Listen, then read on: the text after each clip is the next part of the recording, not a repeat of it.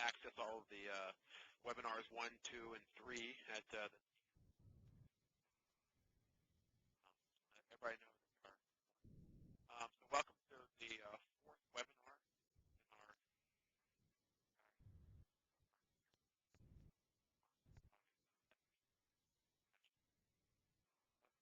We get started. Your organization.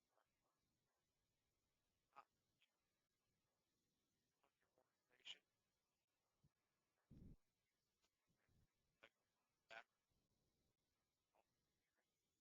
That's what we want to listen to for 90 minutes.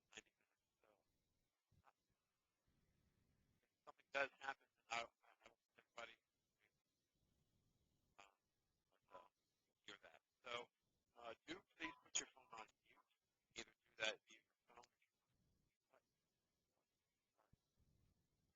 or that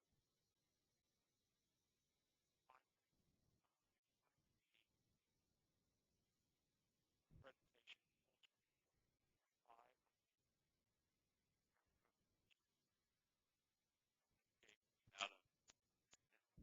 at the end of this, may take that question or type question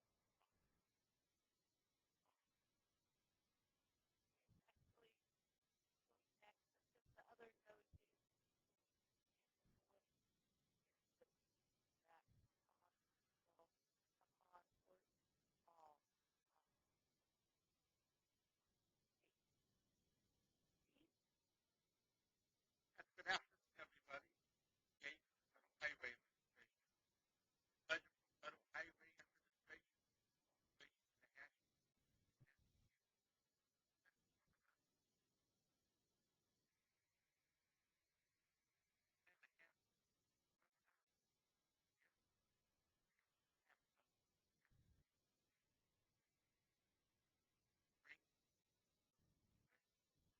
webinar was at uh, this is a big step forward in how we advance these practices. And I'm very excited about the webinar. Thank you.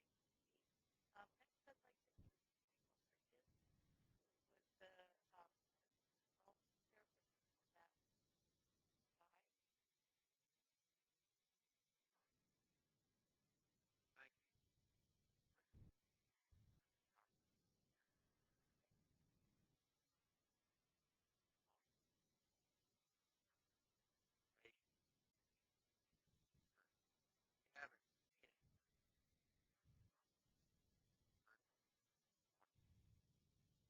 Keep right there at the ready on your bookshelf.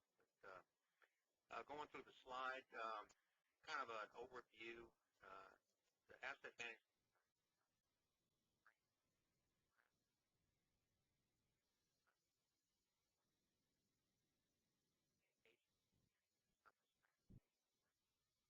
establishes common language for TAM practice. That was one of the first things all talked about delivers.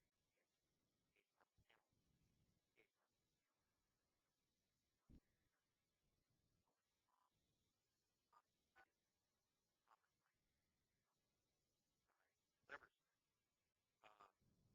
realize that most financially future.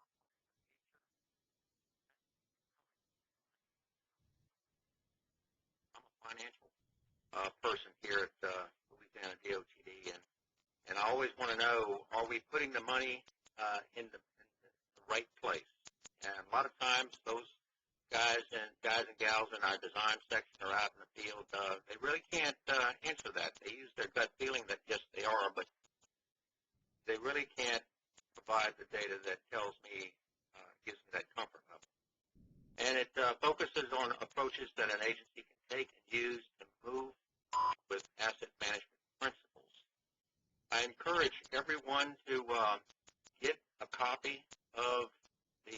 Asset Management Guide, both Volume 1 and 2.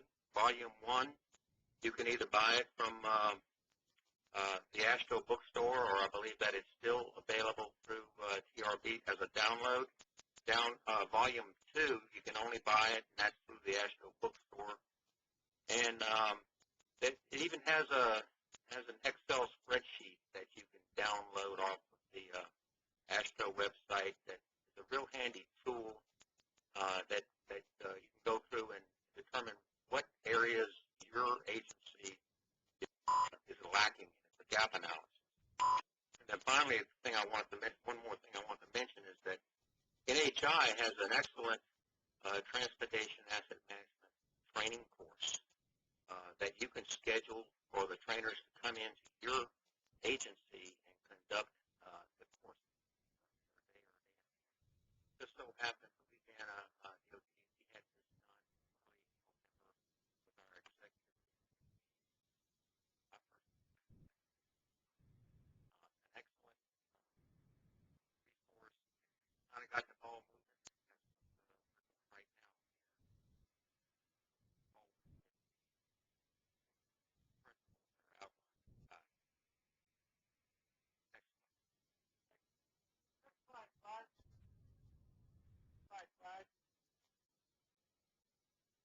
Hang on, Michael. If those are, if you All right. Thanks, Matt, for the instruction. Thank you, Michael. I just wanted to quickly introduce all of the people who you are hearing today on the call, and each of the people will be introduced with their titles and organizations when their part of the webinar comes up. But you've already heard from Matt Hardy from ASHTO. He's one of the sponsors of this webinar, and Stephen Gay from Federal Highway, who is also a sponsor. We just heard from Michael Bridges from the Louisiana DOT, and he's also going to speak towards the end of the webinar on Louisiana's ERP implementation. I am Jana Park from SciPalm Partners, and I'm your lead facilitator. And we'll have Paul Johnson, who was also involved in the development of the guide, and he's going to help give instructions today. And we have Laura Whipper from Oregon DOT, Ron Bibbert from Michigan DOT, and Brad Allen from New York State DOT, also helping to provide part of the webinar content. So as Steve just mentioned to you, this is our last webinar series of 4. We started with scenarios for how to apply the guide in webinar 1. We talked about the guide overview and how to get started in webinar 2. And then in webinar 3, we went through what the Transportation Asset Management Plan is and how to get started in the development of it. And today we're going to talk about tools and techniques for implementing the Transportation Asset Management Plan, and also in general to support your Transportation Asset Management Program. So our objective today is to provide you with an understanding of tools and techniques that will help you with asset management and the plan, and learn about the importance of the application of asset inventory. You'll get an overview of risk management, life cycle management, condition forecasting, program delivery in the context of asset management. We'll talk about the transportation asset management systems and data that can support you. And you'll hear from DOTs as they share with you their tools and techniques and experiences with implementing transportation asset management. So we're going to quickly get our bearings on the 4th webinar and use the TAM Guide roadmap to describe where we are today. And we will talk about the enabling tools and processes that support asset management, and we'll hear from Oregon DOT and New York State DOT as a part of that. Then we're going to shift to the last chapter in the guide, which is Transportation Asset Management Information Systems and Data. We'll hear from Michigan DOT and Louisiana DOT. And as Matt mentioned earlier, an Q&A and a wrap-up at the end. And so when you have a question, please type it in, and Matt's going to go through them in the order that they were asked. So for those of you who have been faithful followers of this webinar series, we've seen this roadmap at each webinar, and now we are in the last component of the guide, which are chapters 5 through 8. It's all of part 2 of the guide, which really is about actually doing asset management, not getting ready for it, but actually taking the actions that you have planned for, and we'll go through the elements of processes and tools and systems that support that. Oops, sorry, hold on.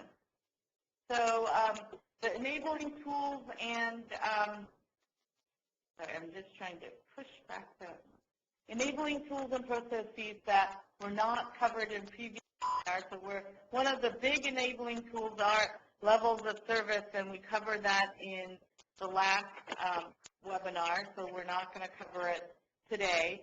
And so we're going to touch on asset inventories and condition assessment, risk assessment and management, asset preservation, talking about life cycle management and predictive modeling. We'll touch on program planning, program delivery, and sustainability.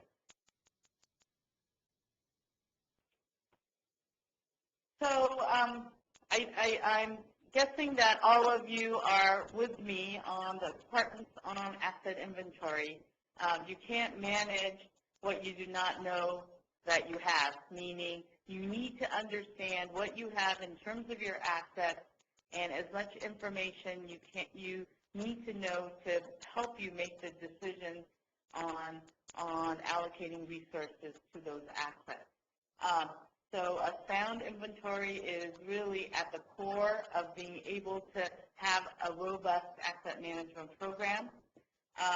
And the amount of information that you need to collect and maintain, and you need to determine what that level is based on the resources you have and what kinds of decisions that you're making supported by the data you have.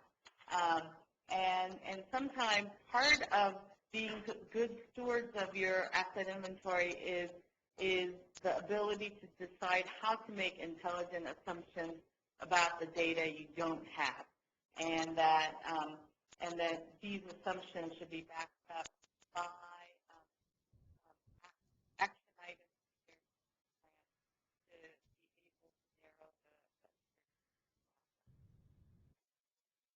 the. Now I'm going to introduce Laura Whipper, who is with the Oregon Department of Transportation. She's the manager of the Asset Management Integration Group, and she's going to talk about their features, attributes, and condition survey statewide transportation improvement program tool. Laura? Thanks, Yana. Well, I thought I'd start with a brief history about, the previous focus of our asset management efforts here in Oregon were on pavements and bridges.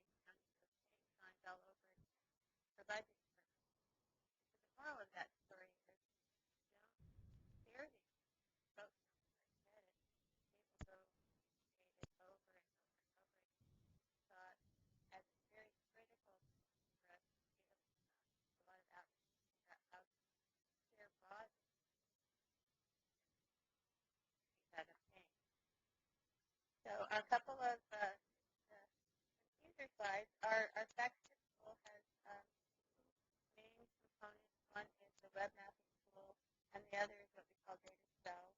These are a couple, three examples of the web map tool, navigation.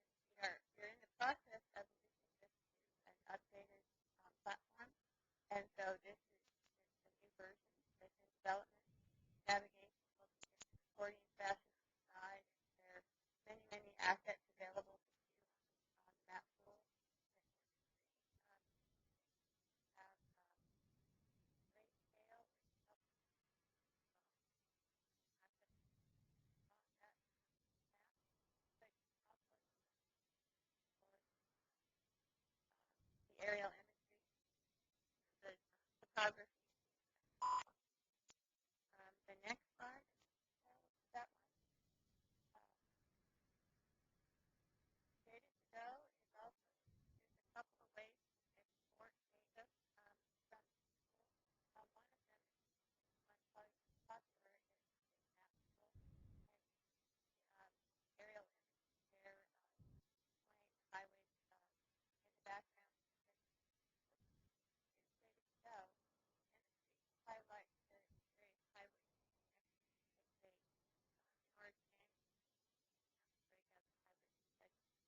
in order to name break up highways segments of our internal ways and tell their color code select or if we do highlight on the whole segment,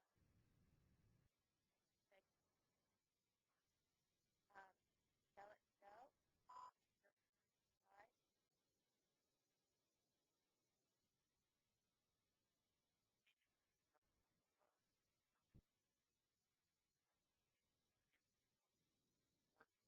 But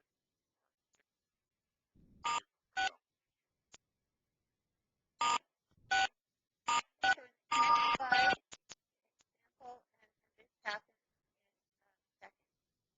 You virtually instantly get all the assets you have available on that particular highway segment that you would have selected. Of course, we start out alphabetical order with APA ramps and attributes and implications distribution that would be included.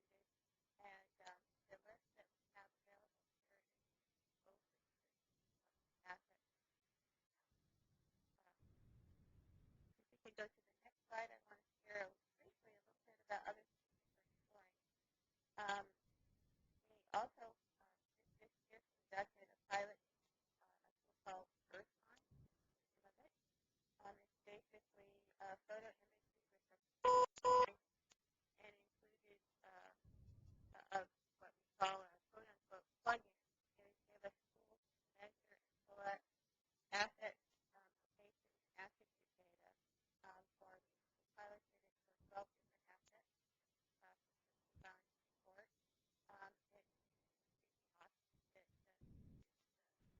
For your efficiency and certainly safety of the field crews, it's not appropriate for everything, but it is appropriate for many things. And then if we could move to the next slide, I wanted to touch on, we're also working very hard to develop other options for field data collection using mobile tools. And currently burning hot on the front burner is effort around culvert.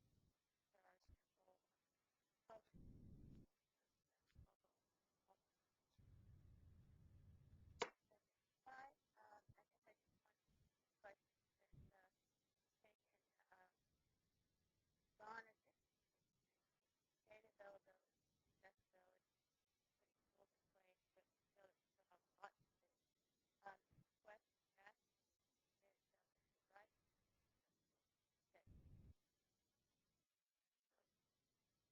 that technology helps field development and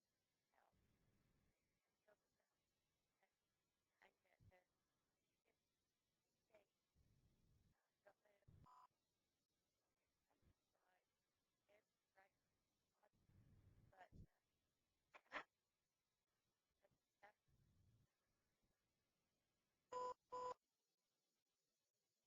that'll Thank you, Laura.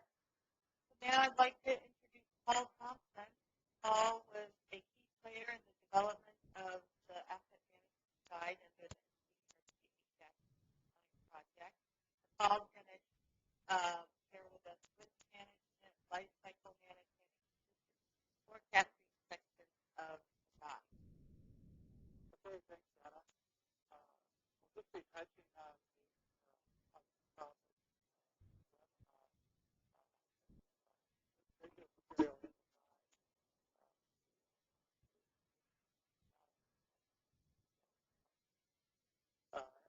so forth. Some of these things you'll be familiar with from pavement bridge management, but a lot of people aren't necessarily aware of is that there has been research to extend a lot of from large all kinds of so this kind of quantitative analysis being done on across the board asset management to basically take a more proactive approach to using more using realistic forecasts to see how to resolve this kind of situation. One of the first issues that we address in the guide and sections on risk management, this is a topic that's been around for a while, but especially started to become of great interest in the last 10 years or so. The point of risk management is looking like the consequences of the asset itself is impact on mission or on life property of the asset in question. Then, like big event. There are a lot of sources of risk potentially. The most common certainly are natural hazards, like storms, hurricanes, earthquakes, scour, external events affecting the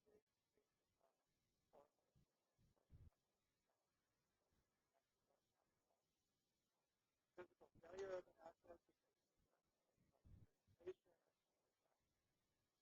such fracture, things that could cause a sudden failure of an asset and take it out of service. Operational risk, basically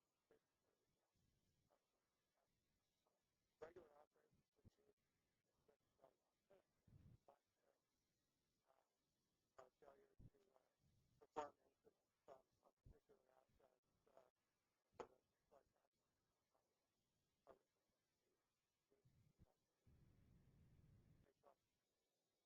We consider risk in asset management framework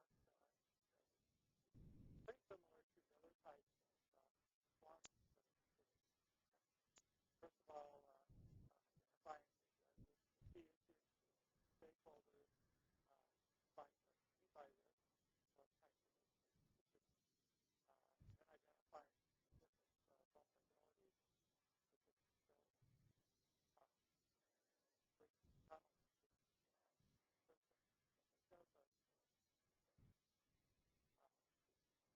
hazards, other types of hazards, could apply across. You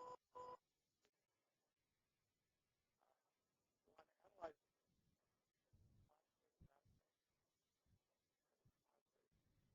consequences of hazards occur, and what happens to the infrastructure is damaged by hazard, what happens to the road users, to the public, people who would like to use a facility that might be taken out of service. Then assessing the risks, quantifying, classifying them, and especially evaluating what you can do about them. The mitigation actions, of course, have costs and have effects that need to be identified and quantified, and then you can use that to help you set priorities and allocate resources to risk management using the same type of framework that you use with other types of asset management. A lot of it applies to the typical representation of risk for hazard.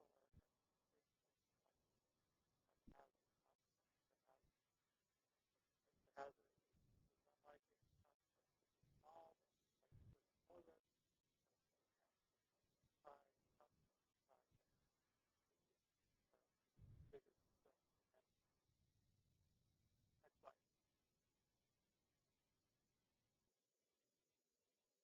Okay, there's a lot to asset management that's concerned with life cycle management. That means looking at the entire life of a facility and trying to maximize performance cost over the life cycle. A big part of that is performance expectations at the right time. So, full simplified diagram there shows the typical life cycle of the facility where you are defining the building and the number of actions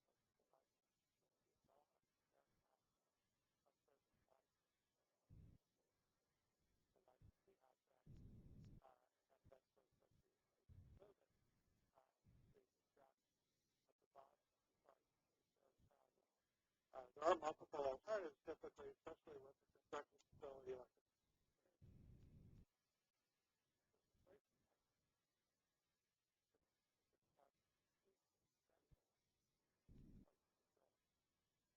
Life cycle cost analysis increases to very difficult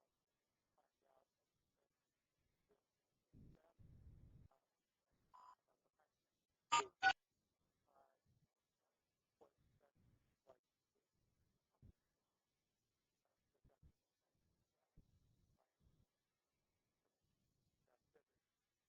So that's a big part of bridge campaign has been for a while. And also, the tools here are also effective for other types of infrastructure. If we go on to the next slide, one of the key parts of that analysis is a deterioration model, and that's simply where you quantify how the condition or performance of an asset will change over time. It'll typically deteriorate with time and with traffic, and then at some point some sort of mitigation action may be available that may improve the condition or performance for a time, but then it'll continue to deteriorate.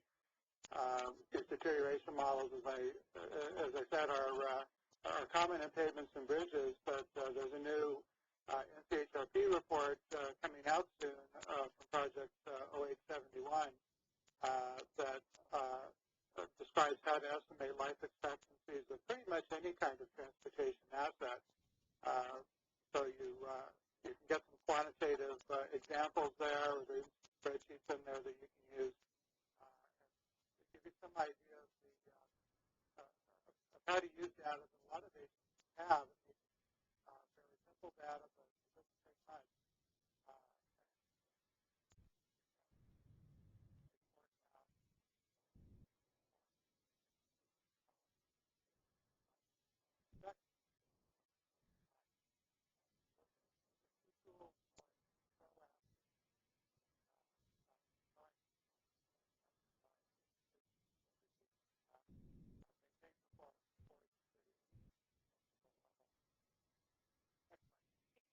Thanks, Paul. Now I'd like to introduce Brad Allen, who's the New York State Department of Transportation. He's going to share nice stuff. And Celine, Program Planning Manager, and he's share with us their bridge safety experience. Brad. I was asked to present on how our maintenance management system has supported asset management in New York State. Our maintenance management system is now is approximately 5 years old. Asset management, as described in the AASHTO guide, is really just being implemented in the state. We don't have integrated asset management system. So some of the things like you saw from Laura, which are very robust, you will not be seeing from me. What I've prepared in this presentation is to look at how we've used data from some of our unconnected management to solve problems that are related but traditionally would be handled by separate parts of our organization.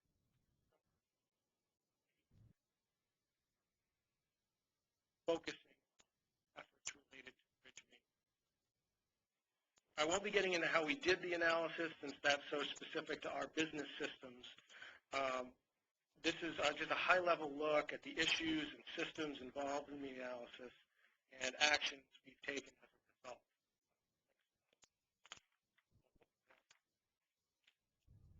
Let me go back. So the issues we discovered over the past 3 years, we saw some interrelated issues arise in the field of bridge maintenance. Traditionally, these are handled by their respective program areas, structure, following principles of asset management. We attempted to make connections between the issues seen in one program area and the information being collected by other relationships. Each of these issues were raised separately. I can't really say that they were addressed as a single comprehensive effort. They were all addressed in the past year.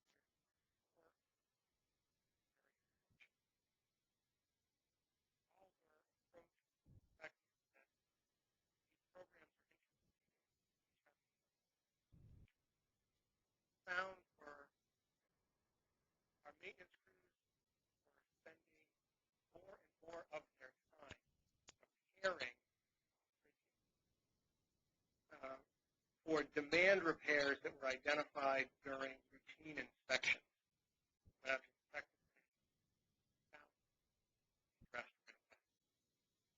Parallel with that, fleet managers were telling us that maintenance replacement costs and rental costs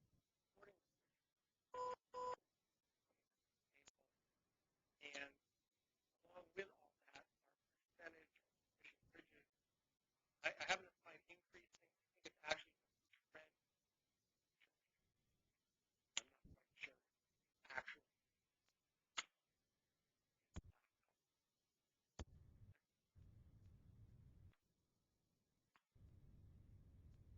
So looking into the data in these management systems in each program required significant manual effort since the databases are disparate and were not designed to be integrated.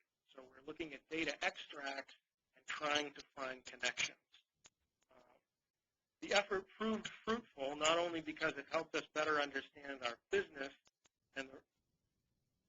but it also identified the ramifications of policies in one program area on other program areas. This has also given us a better understanding of how to integrate these systems in the future to better automate this type of analysis to show us as we move forward into asset management where we want to go. So from our maintenance management, again, we saw this increase in time efficiency lag. We also found that we couldn't get to a because we had difficulty getting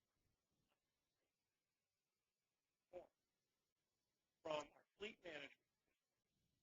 We're watching our equipment get older. At one point, I think 2 years ago, we were spending as much on parts as we were on purchasing equipment. And we realized, looking through the the fleet management policies, that the fleet was patterned to support a population of newer bridges, with an emphasis on preventive maintenance, deck and joint repairs, those types of things. From our bridge maintenance system, we found that the majority of these flags were under the bridge. And that actually took a manual effort to pull that out of the safety assurance. The current population of bridges is very old. 45% of our bridges were constructed during interstate days. So they're all at or approaching the end of the And we also found that 80% of the dollars we spent by contract on bridge work went to replacements, and that treated 2% of our bridge population over 10 years.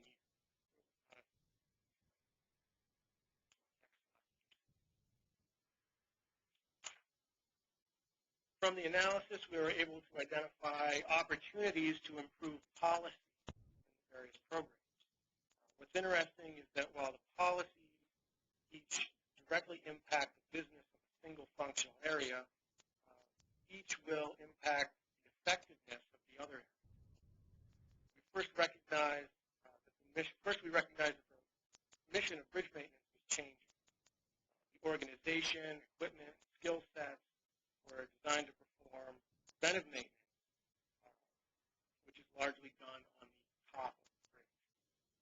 As bridges age, they require element-specific repairs, which we found to be largely under the bridge. The fleet and training requirements follow from the need for a new mission.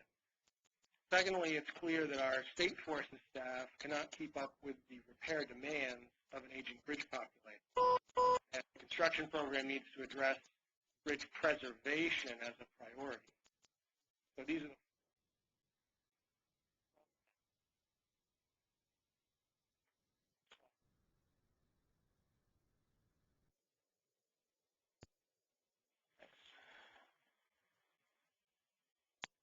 So the actions here are what we've enacted to address the needs.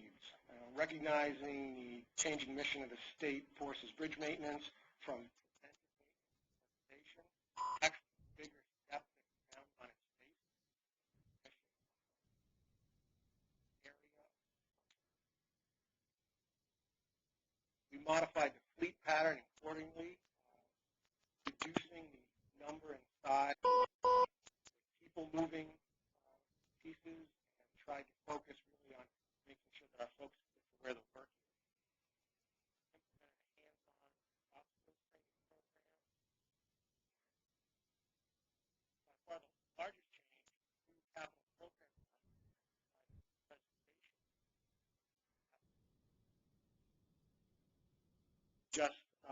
We just completed our biannual program review with this new guidance, so moving into our next fiscal year. And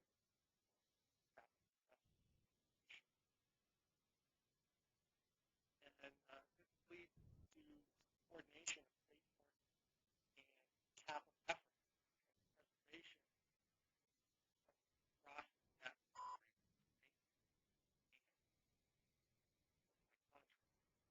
coordinate programs which historically. So we instituted a statewide structure management created with representatives of engineering, maintenance, and our regional office to track and oversee the implementation policy. So the results from this,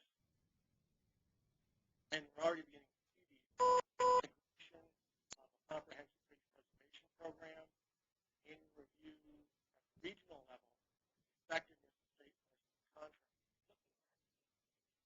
contracts, looking at what type of work meaning improved efficiency, quality, repair work, access to better target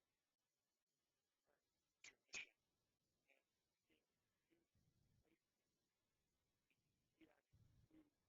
size overall cost to replace and maintain the fleet is dropping. So next slide. So looking forward, what are our challenges? Our challenges are continuing to manage this new mission. We need to establish performance measures and a performance management process that allows us to continue to cut across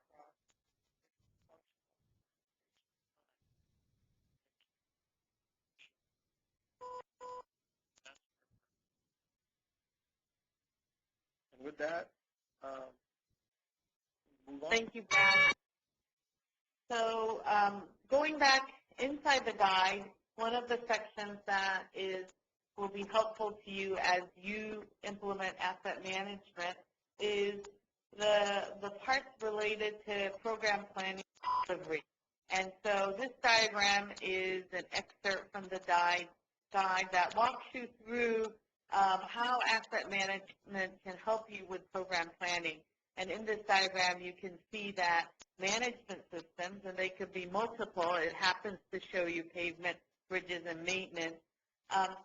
Collect information and feed that into a mechanism where you can generate transportation investment candidates. So the management systems have your inventory, know the condition of them, and then they suggest what kinds of actions can be taken to best improve your asset performance.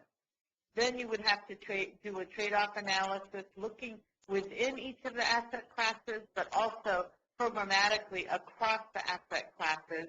And then you would use your prioritization methods to allocate your resources to produce your short and long-term budgets and program the projects that you're going to move forward with.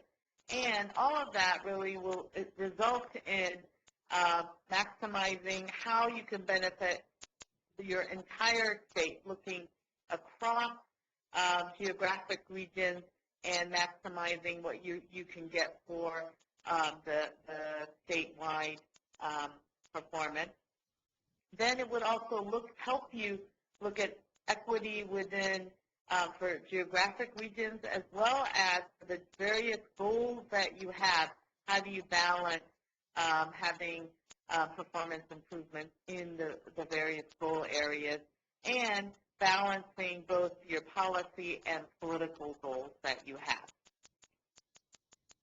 On the project delivery front, I know all of your agencies are very focused on project delivery and you have multiple tools, guides, and mechanisms related to project delivery. How asset management can better support your project delivery efforts really applies the idea of optimization, idea of trade-off analysis, where you're looking at all of the different ways you can deliver projects and with a focus on maximizing efficiency to minimize costs.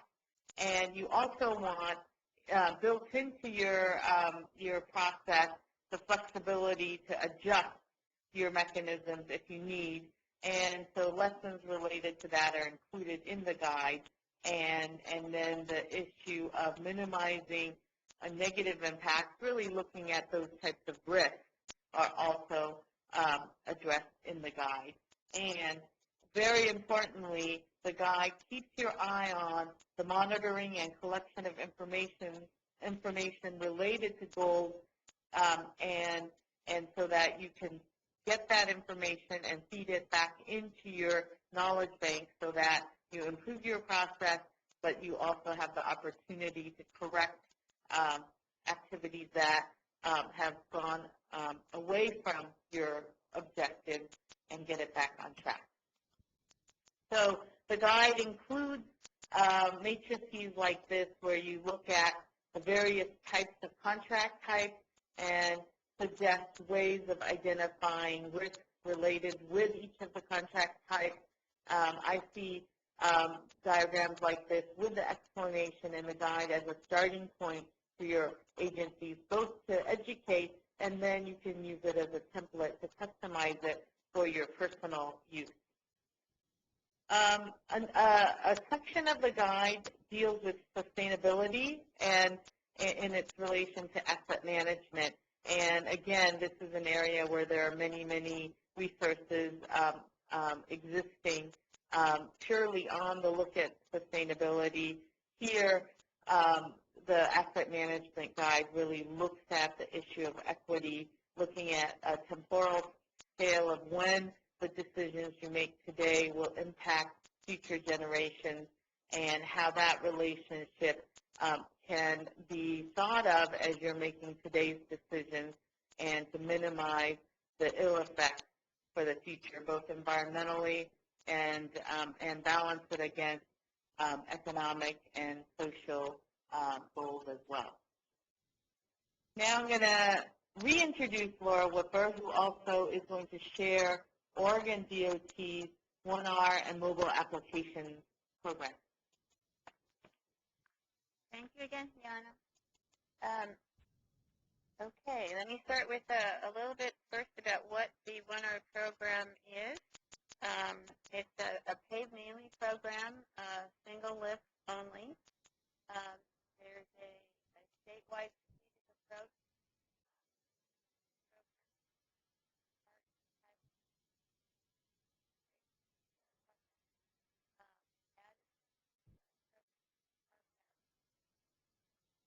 Dollars split safety funds specifically to traffic barrier upgrades, and then there's a requirement on the part of federal highways for our department, roadside inventory data that we used originally to demonstrate that we could do this. We could demonstrate traffic barrier data and collected statewide that we were not able to get growth out of traffic barrier replacement because it was on more volume and the higher volume replacement like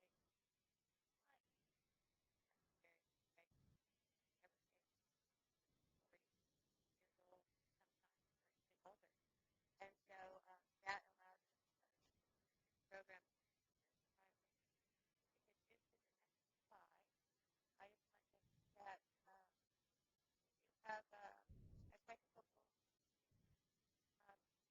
point out the structure around one our program. There's a website that makes that. Next slide, please.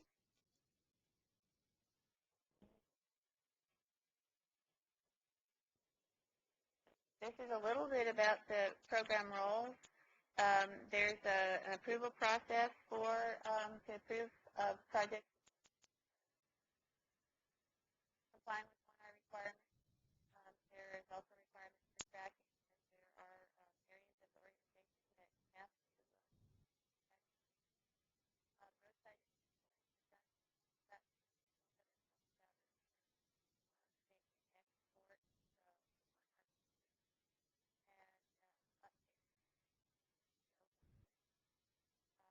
a one-hour project as commented earlier.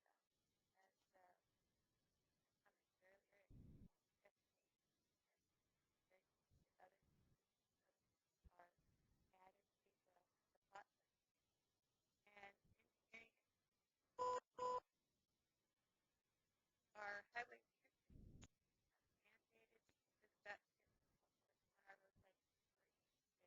roadside firm up that effort for corporate data. The next slide illustrates what's required for the roadside inventory, the assets, the assets themselves. So folks are required to update for ADA ramps, bicycle facilities, bridges, culverts, sidewalks, signs, and traffic barriers. I would point out some of these there are I'll ask the number, but certainly I have myself pulled short that tips where you said 2 miles of highway that had 2 kinds. And so substantial impact to our resources. They had to start from scratch and populate that information. So the fact that we can provide them 80 to 100 information to update is a huge head start. So we want to improve upon that. If we can move to the next slide, we're currently in the process of negotiating a contract for development of these 1R applications for mobile field data collection.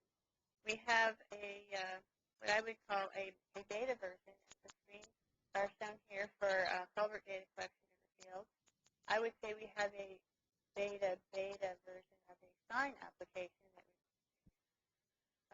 and it will develop digital applications for the other 5 assets that are requirements, and then we'll move to take those and merge them how the field is going to do this. And so then we want to explore the option of tying that information to the FACT tool. And if we could go to the next slide, how we want to explore this, we only yesterday had what we call a fact-fit visioning workshop, and we wanted to continue to explore how we collect and share data to keep it collected. ODOT is required, not any one budget survey production plan. And one of those options is better integration with our fact-fit tools, because currently they can export a data file and print it out on laptop, Excel file, but that's not really efficient or really collect that. So these mobile tools that we're purchasing go a long way in improving that process, but they're also improving their data. Thank you, Laura. So now, shifting to the last chapter in the asset management guide, we look at information systems and data to support asset management. One of the first parts of that is really understanding what are the various components and technologies that can help you with asset management implementation. And so asset inventory, condition performance and utilization tracking, and performance prediction, the selection of treatments to improve your assets, resource allocation, and work planning and tracking support. And the technical help, you do this by databases, being able to represent your information geographically, application software that should be available off the shelf with various interfaces and field data collection systems. So the guide breaks down each of these pieces and describes in a short, succinct way how these elements are important in addressing your asset management program needs. Now I'd like to introduce Ron Bibbert, the Michigan Department of Transportation, the manager in asset section, and he's going to talk about Michigan's experience related to getting technology ready for asset management. Ron. I think I'm live. Yes, you are. Thank you, Yana. When I put together this presentation, I was thinking that the title ought to be something more like getting.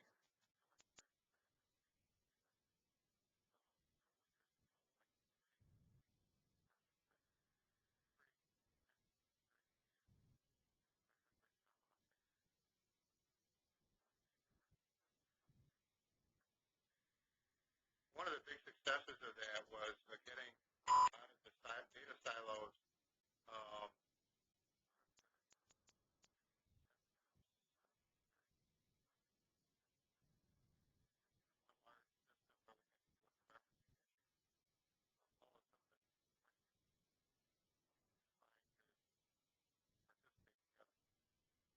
but we have recognized that basically all of our technology and our data underlies all of our processes. And that as we move out of Power Builder into some other web-ish kind of technology is the perfect time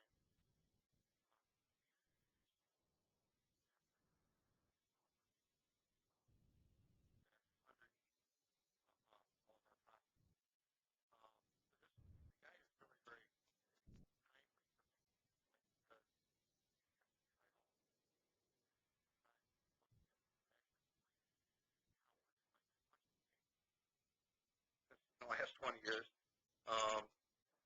We didn't used to have the internet, believe it or not. We didn't have mobile technologies. And biases that existed from folks who were working in our departments 20 years ago, who had 20 years of experience and implemented.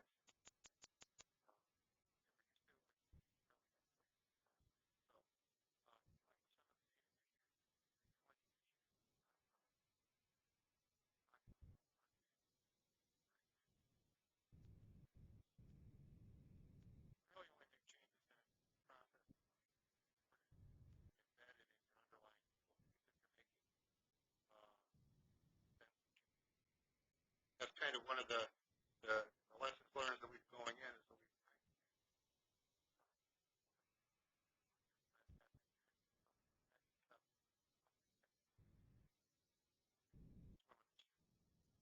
so one of the efforts that we got going here in terms of looking at all of our applications, project called our Legacy Application Migration Plan. You know, it's an acronym. What that is, we're trying to look at all of our applications that we have, data collection, asset management, program delivery, program and find out like oriented architecture and centralized spatial GIS techniques, which is different from centralized where GIS is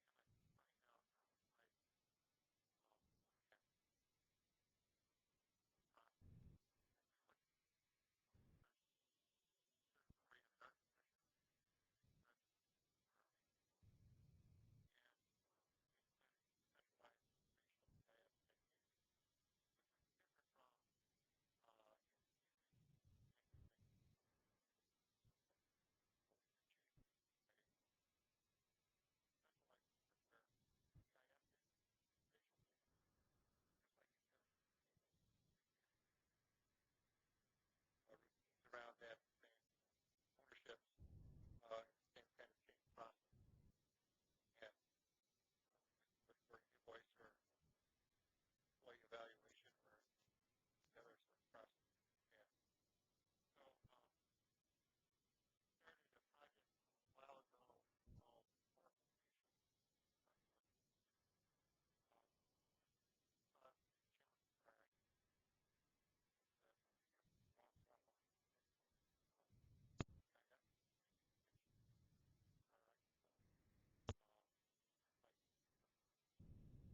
GIS like trained like checks costs because GIS is spatial. So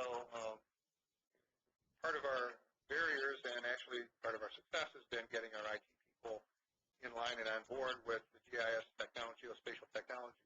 Once they get the hang of it, kind of pile right on, pick it up and learn it very quickly. But as we implemented our Oracle Spatial effort,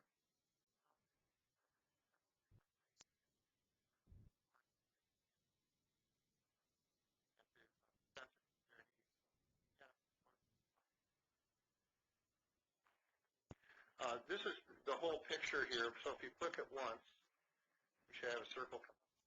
What we wanted to make sure that we had implemented GIS and generic using the Oracle spatial facilities so that we could go to proprietary. One of the arguments that GIS people database, which platform you're going to use. And some of the most interesting discussions we had are battles over this.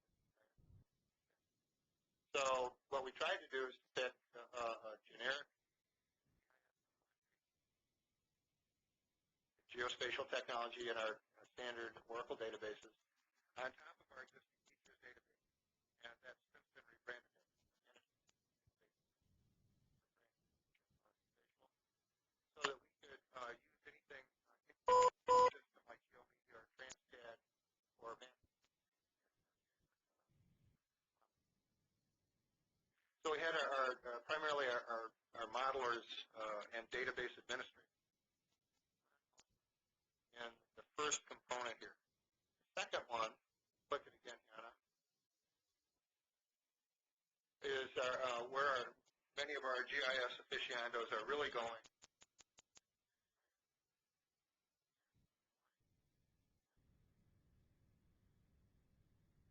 Format. We have a rather robust SQL Server implementation as well. However, up until we got to our third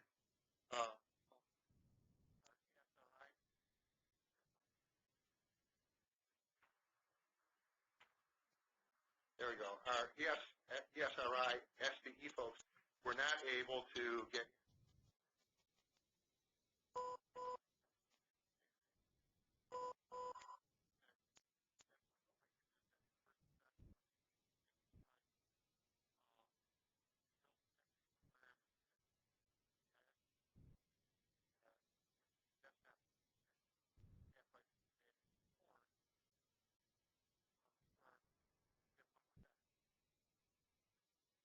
before, so that our software developers could go right to the database and integrate mapping and features right into your more generic project planning database projects, any of your decision support systems. So they basically could use GIS in a standard.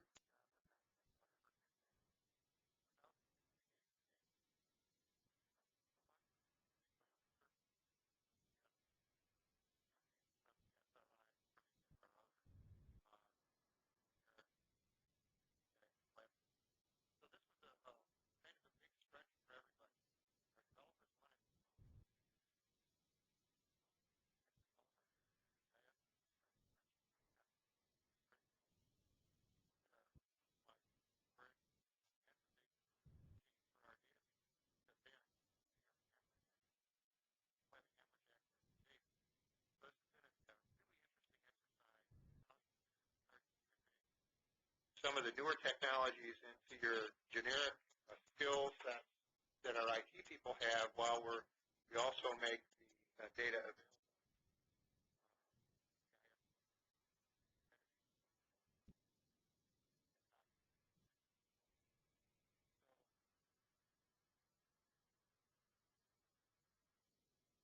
Other supporting efforts on.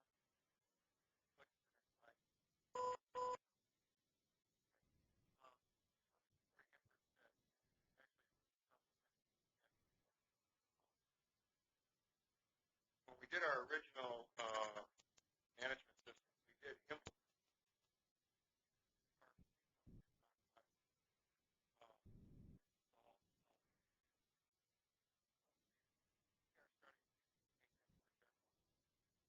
other database departments and to our overall process. About 5 years ago, we started talking more formally about it. However, sometimes organizations don't really want to become very formal. That's kind of okay. However, go to meetings now, culture, talk about sharing data.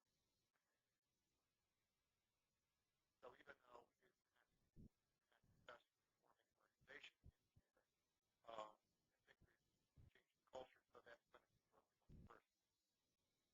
That's it. That's also look at our systems and asset management.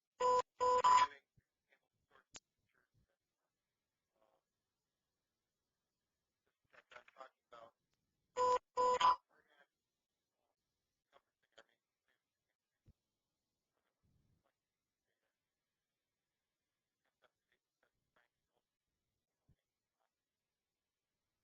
out into the effort to discover where our features are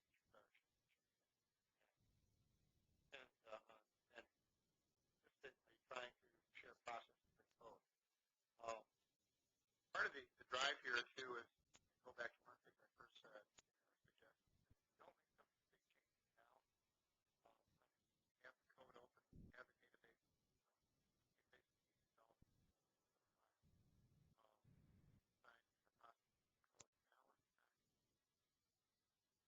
So waiting for the next major migration. Last time it took us well over 15 years. Rapidly now, but now it's time. It's our opportunity forward. Thank you, Ron. So shifting back to the guide in the chapter on information systems and data, the next 4 slides really show the type of documentation that is included in the guide that can help you with the way you look at programmatically your information systems and data, but also help you look at some of the individual elements. So this diagram is a transportation asset management information system integration framework where you can look at your business functions that are related to your asset management program. It organizes the elements into kind of buckets of activities, and you can then start using using a diagram like this to help organize how you would connect the pieces and the tools that are supporting them into a holistic framework to support your program. And the next three slides are really thinking about the types of models that one can use to integrate your information tools. And so the first one is one where you might want to do a fully integrated self-contained model, so an asset management, a total asset management system that would have field data collection, your GIS, your asset inventory management, your planning and budgeting tools, as well as your reporting output type tools. Model 2 here is one that would be focused on in a planning tool where you might have your the planning department within your agency being your lead, where you have various information that are outside of planning coming into an integrated asset management system, then being used to help prepare your asset preservation plan. And then finally, a third model for an integrated system would be one where you have separate management systems occurring within your various business units being pulled together in some kind of data warehouse or data mart where information from these systems would feed to the types of data that you would be pulling and connecting to support your asset management program. Another part that was in the scope of our work for the Asset Management Guide was how enterprise resource planning tools can support asset management. And so there's a section in the guide regarding the relationship between these ERP systems. Those are systems such as SAP, Oracle, Financials, which now has PeopleSoft with it. But they're really today's way of looking at a total financial management tool set. And so we wanted to look specifically about how those tools, which are much broader than asset management, would focus and could support asset management. So the areas that are defined in the guide are master data management, work scheduling, work history, work resource requirements and costs, and project and contract management. And this section, I think, was of key interest to our next speaker, Michael Bridges, because he was embarking on an initiative to implement an ERP in Louisiana as the project was being developed.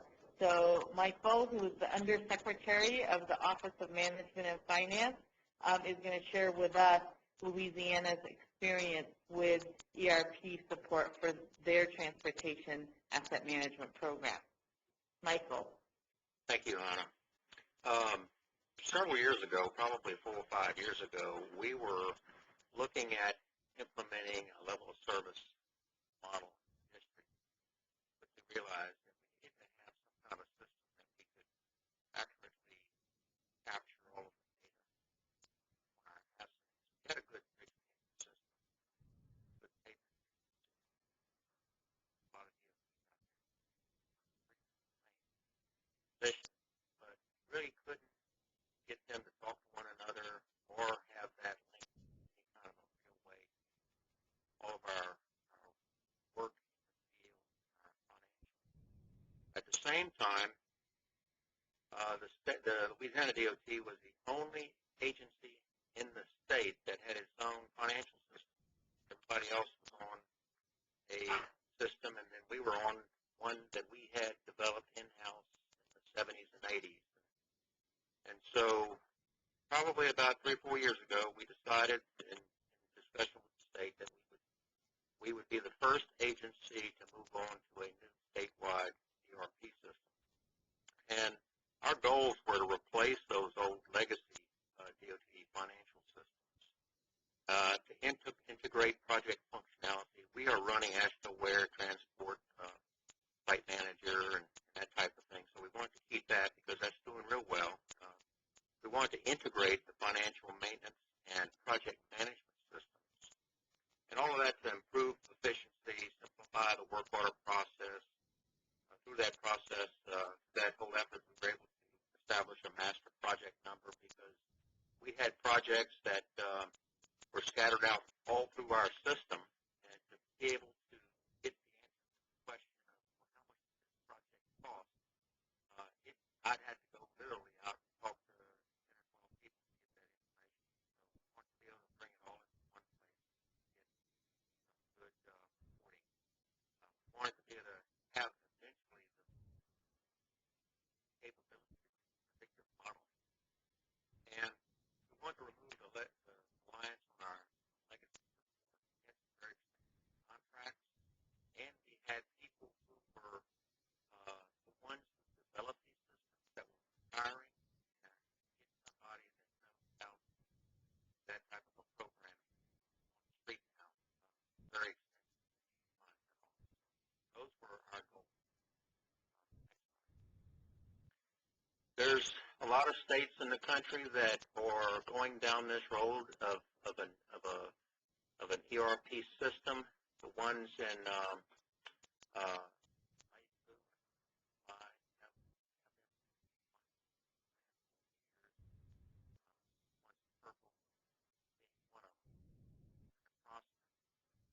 actually implemented ours a little over a year ago. I call it there's others we're considering that system, and there's still a lot out there. We don't have a lot of information whether or not they're actively considering it. Next slide. This is a slide that shows all of the different legacy systems that we had, and a lot of these were written in languages that are ancient. COBOL, for instance. Actually, that's not quite as old as when I was in college. I was working at Fortran, but not too many people know how to program in COBOL. All of these systems went away when we implemented the new ERP. Next slide.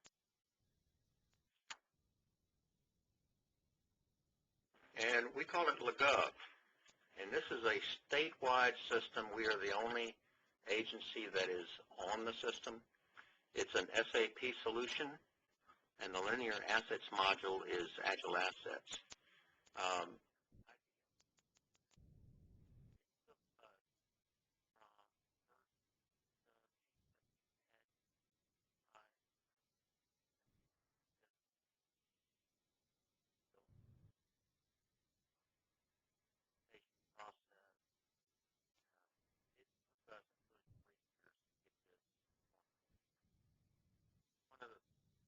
Really biggest thing we had to deal with as a DOT is that of all the agencies in a state, I'm not just talking about Louisiana, all the agencies, DOT are by far the most complicated. All the issues dealing with federal billing, all of the different issues dealing with projects, by far, and the other one is keeping track of all of our assets. By far, we are the most complicated.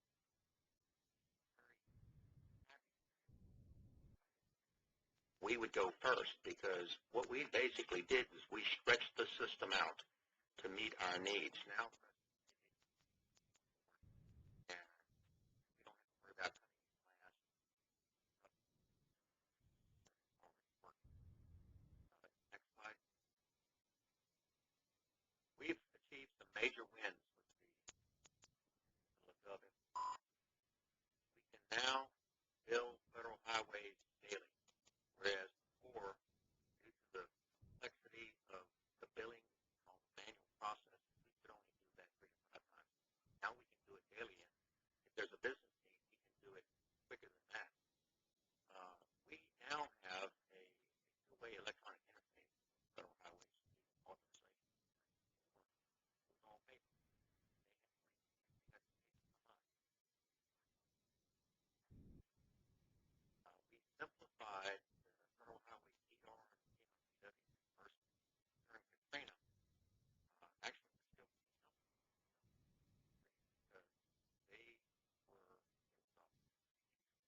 documentation that we had to deal with, and our systems weren't ready for it. Now, everything's captured, set up in the system, certain charge code, and it captures everything that Federal Highways and FEMA need to be able to provide us with the reimbursements. We simplified the project structure, as I had mentioned before. All of the parts of a project are identified by the same project number, but with a phase identifier on the very end of it.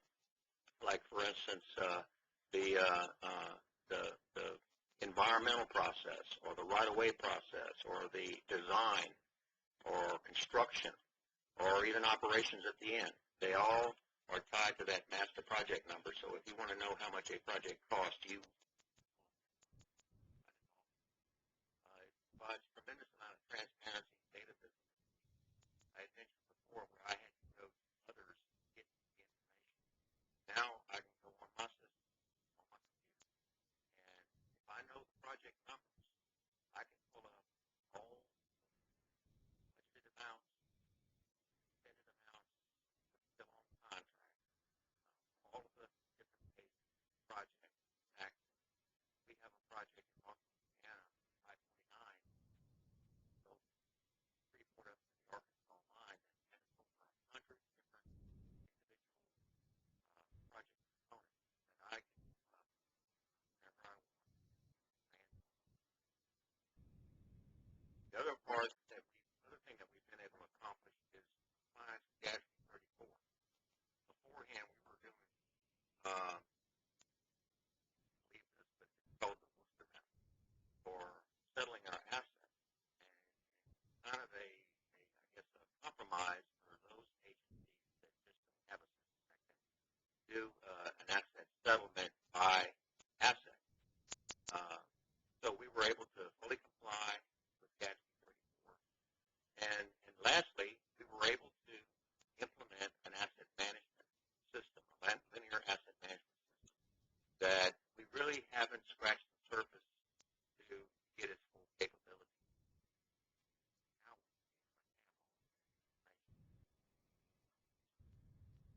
next slide.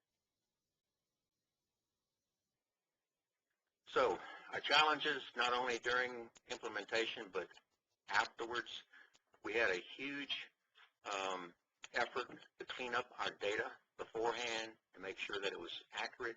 All of these different systems had differences in the data for the same asset or the same project. You never knew which system was the system of truth.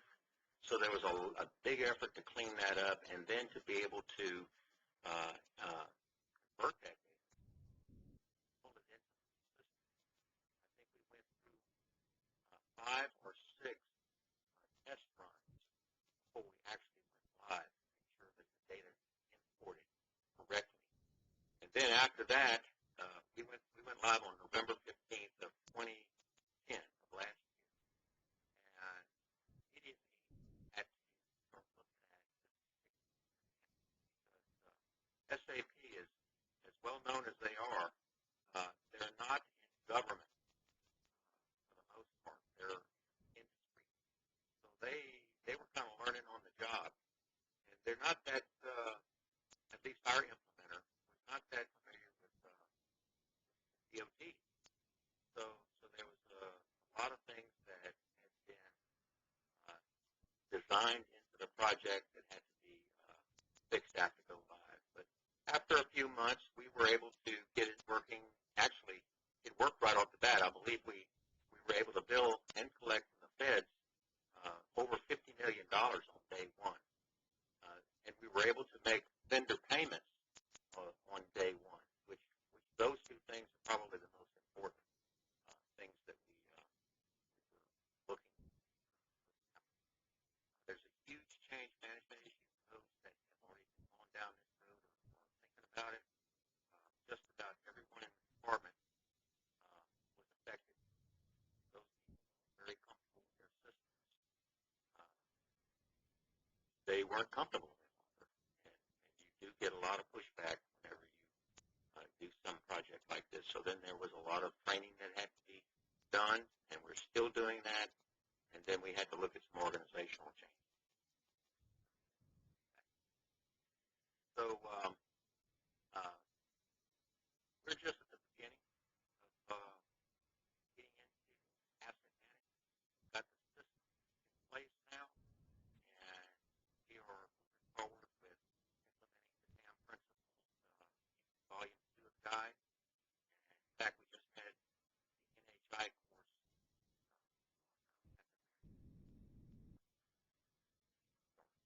our transportation asset management plan this year, coming calendar year.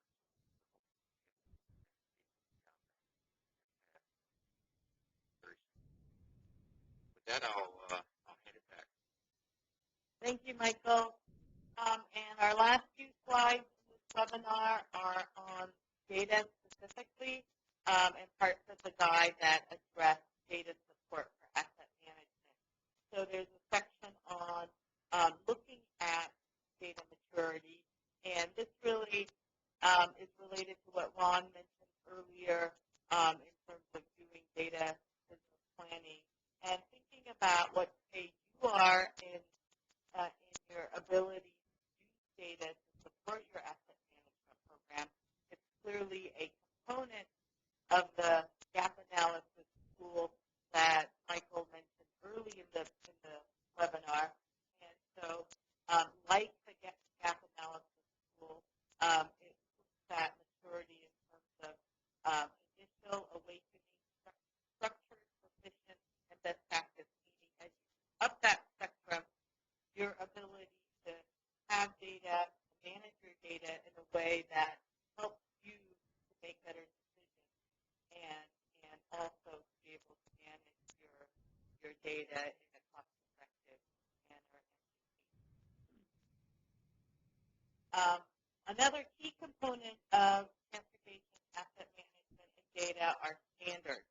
And here, there are multiple things you can do within your agency that look at use of better data management, like location referencing, like asset identification, a way so that you can coordinate across your silos, your business units, and functions, and ways to standardize the way you look at resource identification and linking them to assets, and also being able to use national standards for the assets and the activities that are related to them will help you in having better decision support with your data.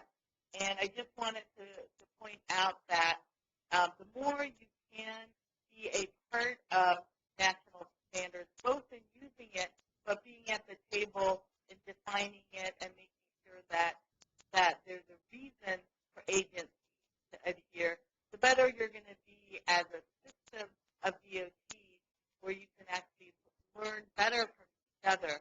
And so while standards exist, many of the states don't follow them. If you follow them, you will be able to benchmark against each other much better, and at the same time, it's a way for you within your agency to coordinate across your district, region, and local field offices. The other related to data standards is really being able to manage your metadata. This is really the identifiers, information related to your data elements, just like the way you manage an asset inventory. A data inventory has valuable information that you can maintain that will help you use your data more effectively. And here is another example of a data collection program evaluation matrix. I think this comes from the federal government that will help you assess how effective your data collection programs are. And with that, I'm going to turn this back over to Matt and thank all of our speakers today and throughout the entire webinar series. Matt?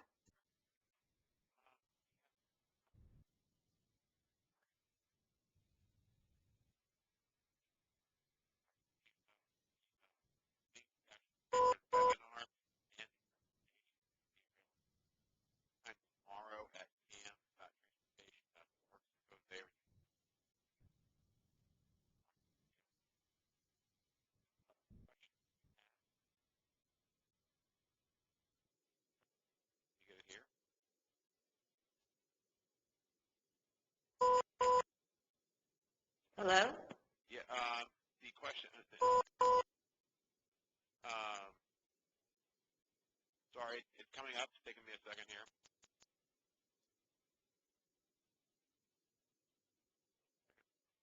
In terms of condition assessment, what is the best approach?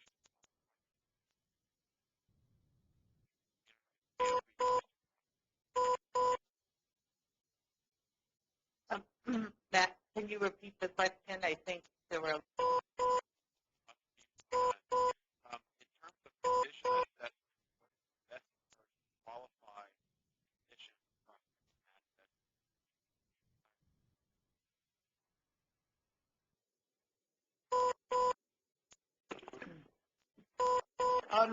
Of the speakers want to weigh in on this? Well, I'll jump in. I guess a number of states have implemented maintenance quality assurance processes that involve coming up with pretty simple classifications of condition and performance for a wide range of assets. Washington State has its maintenance accountability process. That's a good example of that. And a number of states have developed systems like that. They're usually based on just a visual survey, sometimes based on sampling. They're designed to keep the cost low so that you can get out there every year or two and update condition. And those seem to be successful because they're low cost and they're repeatable, and data that you can work with it for forecasting and for all the other purposes that you would use condition data for. I think is the question that you have the same kind of condition approach so that you are turning your condition assessment into kind of an apples-to-apples approach. So, for instance, if you have your technical performance measures for bridges and pavements and guardrails, that you everything gets a health index or some kind of condition index. I think that is something that some agencies are exploring, but at the same time, I'm guessing that you always have to have the asset-specific ways to look at performance. Any other thoughts from people who are on the call?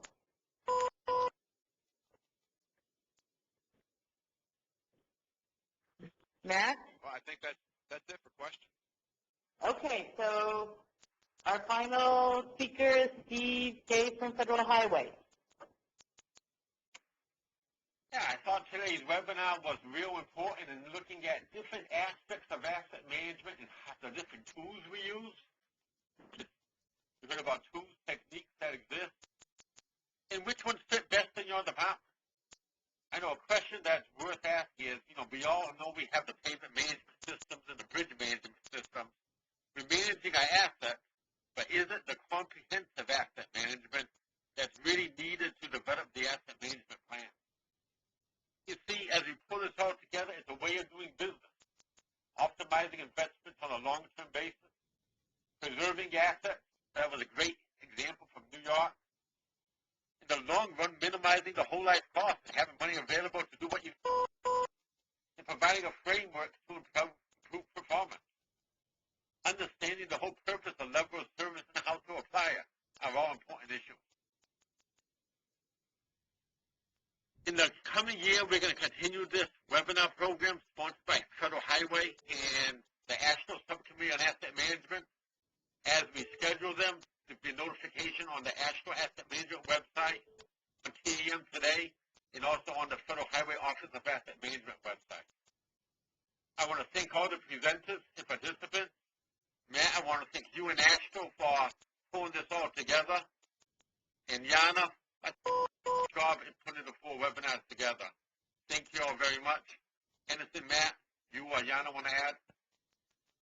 This is Matt. I just want to let everybody know that the Subcommittee on Asset Management is going to plan on a series of